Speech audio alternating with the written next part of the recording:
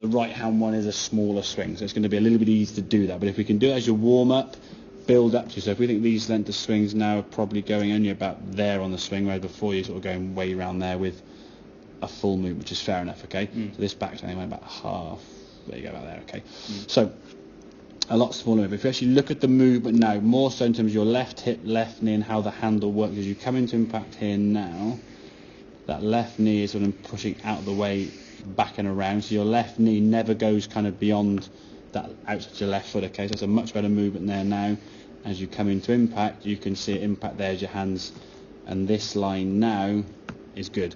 Whereas this move here now, as you come into it, there's that scoop. You can see that knee starting to go a little bit out this way. There's your hands impact. Okay, if we look at those two impacts there now in terms of the difference of where your left knee and your hands are in relation to each other, quite a bit of a separation. Exactly, and that's that sort of, and that's going to lead to sort of like pulley, skinny, hooky shots and stuff. And then to try and stop that, you sort of try and hold the face open a little bit just to try and stop it going left.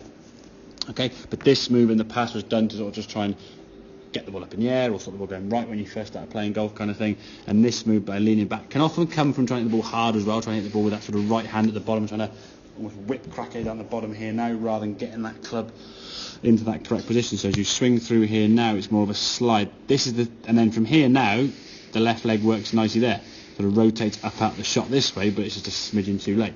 This left hip movement there now, okay, it's a smaller swing obviously, that's a much more controlled left leg movement there and left hip. Yes, if you were going further, it would be a little bit more towards that, I suppose, but practicing that movement there with the left leg clearing and rotating, so the left hip goes, as we said, from here as you turn, it goes to the left side, up and away, so you're going to clear this way and give us all that space for your arms here. We're not going to go in there and then hitting it back here. It's just coordinating left knee and hands and arms together. Okay, now when you put that stick there, if you could hit 50 balls in the range, 100 balls in the range, whatever you may do, you can start off with the first 10 or 15 with that alignment stick underneath your left shoulder there. That's going to give you much more muscle memory of how impact's going to feel.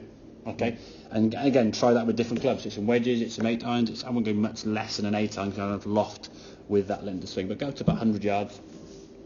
Give yourself a fuller movement, and then perhaps go, okay, right, I've hit, say it's 5 warm-up swings, and is it, maybe 10, say 10 warm-up swings, and then hit 5 with it there as a fullish move, like 100 yards with a wedge or so, or 8 iron, or 9, whatever it may be, and then take the stick away and try and hit a shot then without the stick there, and how does it feel?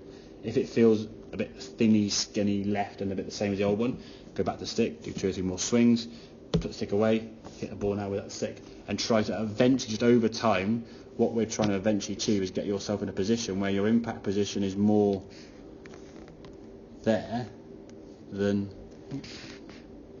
back there. And that's what we're trying to do. Just moving that handle and the shaft further forward. Like I say, it's not hands forward to open the club face, it's shaft lean to bring the ball flight down and get the better connection, better strike, and overall better contact with the golf ball. Okay, so the more we can get that feeling of where are my hands, I think the more and more you see the visuals, feel the visuals with the stick, it'll just become something you sort of do naturally. We said this is going to take probably the longest amount of change so far to your golf swing. As we said, the first few changes like, okay, move your left leg a little bit less and then get the club to position a bit and all these kind of things, and you did them like in about 10 seconds. It's like, okay, done.